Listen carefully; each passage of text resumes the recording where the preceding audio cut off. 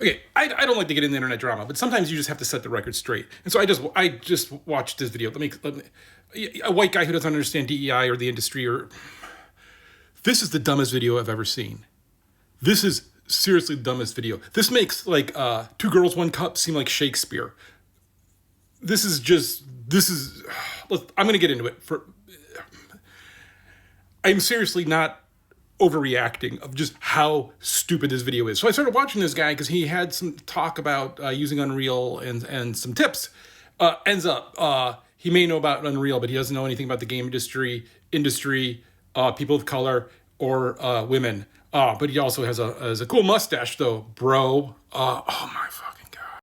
And so with all of these videos, is he sprinkles in like one or two true things, and then you're like, yeah, and that's the basis for it. It's kind of like it's a guy who's like he reads some fact of like giraffes are 30% more likely to get struck by lightning than humans. And he's like, we should all cut our necks off because it's conspiracy theory that we have necks at all. Like, if you think that makes no sense, Chet. He actually thinks the industry's conspiring to make bad games on purpose. It's again, not going to say there's bad games. I think there's games that aren't for you. So first, I want to clear something up.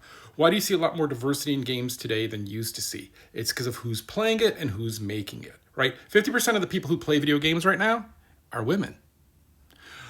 Yeah. And if you start talking about like the influence of China and other parts of the world and not just being Western-centric anymore, the diversity of people playing the games is growing every year. And this terrifies little men like him, right? He doesn't think women exist. But he's for women. Just, I guess one's in magazines. Oh man, let's say magazines. But seriously, like the average gamer age is 36 now. And it's a more fickle group to go after. It's easy to go after 18-year-old boys when you're just like, shoot things in the head. But when the average gamer is 36, you have to be more complex about what you're going for. And it's like, 15% or 11% is LGBTQ? Like, again, there's a whole bunch of diversity, and so there's a whole bunch of different kind of games being made. Now, some of those are being made by little indies, and some of those are being made by larger companies, and sometimes some of it's represented inside of the game, and sometimes it is like more the focus.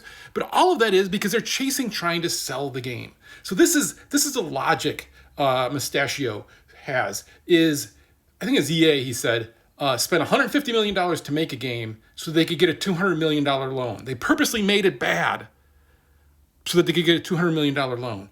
Nobody does that kind of investing. Everybody makes a $150 million investment hoping to make billions. Everybody. Like, that is, I don't know how to explain how wrong you could be about investing or understanding business to think that is literally a truth, right? And then he's like, well, it's because all these companies, Vanguard owns all the major companies, and so it's just them against themselves, and they're trying to control the world. Okay, I get you don't have any money, but here's how ETFs work. So I own a bunch of ETFs, because you know why? There's a point where you're investing in a company, and you can invest in individual stocks, and that's really volatile. It's up and down. When you have a lot of money, you want to remove some volatility out of your portfolio. So in the old days, people would buy just a whole bunch of stocks. They'd buy like 50 different stocks, and that would be how they would remove volatility. But in the time back in the day, that was you had to pay a lot to buy stocks, and it was just for the rich. And the poor just got stuck buying one or two stocks. And then along came Vanguard and the maker of that. And he said, hey, why don't I buy one share in every single stock, and then you could buy a share of my stock. We'll call that an ETF. Also, a mutual fund works the same way, but ETF in this case is what was his creation. And that allowed regular people to be able to buy a diversity of stocks. And so guess what happens when I buy, I don't know, I think they have the NASDAQ total index. Guess what happens? They have to buy a share of every stock. Right now, I only own a fractional of that share if I buy one stock of their ETF, right? Because it probably costs them, millions to buy one of every single thing in NASDAQ. But that's why they have so much stock, because people realize that betting in the whole market is a lot safer. They're not controlling. They're not being like, it's not like the president of Vanguard's like, hey, I noticed you don't have people of color in your video game there. Can ya fix that for me? Like, Oh, this is related. Hang on. But someone on the website there were asking how come Valve characters don't get called DEI, because like there's a whole bunch of stupidity, and this guy's video goes through the whole ringer of like, why is there a person of color in this game? That is unfair.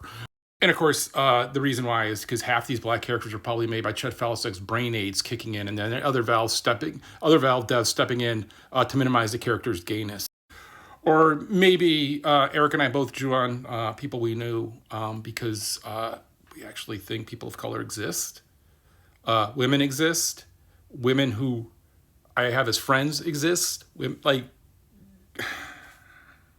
because it is just ridiculous. It is ridiculous, and this goes as thoughtful and deep because he read this article, and so now he's cutting off his neck because he's not going to get struck by lightning. Callback. It is just... It's exhausting. It's exhausting. It's just exhausting that this is just like, I'm just going there to learn about tips. And I know you're probably like, hey, just tell us some stories about some games you worked on or whatever, or talk about the industry and not have to talk about this. But like, I feel the need to talk about this. And if you watch that video, don't. That's stupid, don't. But if you watch that video, you have those thoughts, put them in the comments in here. I'll answer. Let's talk about this. Because this is getting out of hand. This is getting out of hand where people just being themselves is a crime. That people just being themselves is like just this attack. Like somehow, like, do you think anybody wakes up in the morning and goes, you know, I want to transition because that really seems easy to have the whole world hate me and want me to disappear and kill me? No. It's somebody who, this is why I think I have such appreciation, is this is somebody who woke up one day and said, I am going to make my life an absolute living hell so I can be who I am. That is courage. That is the masculine energy that Elon Musk and Zuckerberg talk about. Like, that is courage. That is courage. And it's more than masculine energy. It's real energy. It's strength. I won't diminish it by attaching their words to it. But like, what this guy's doing is a clown show. This is pandering to children who don't understand how anything in the world works. It somehow thinks that all video game companies conspire together to make bad games. Yeah, bro. They hate money. Because I am so sick of this kind of stupid shit seeping into people's brains and thinking this is the way it is and attacking developers, attacking people who work on projects for just being who they are. You know what the hardest fucking thing in life to be is? Yourself. And be who you truly are. And then see yourself represented in the things you work in.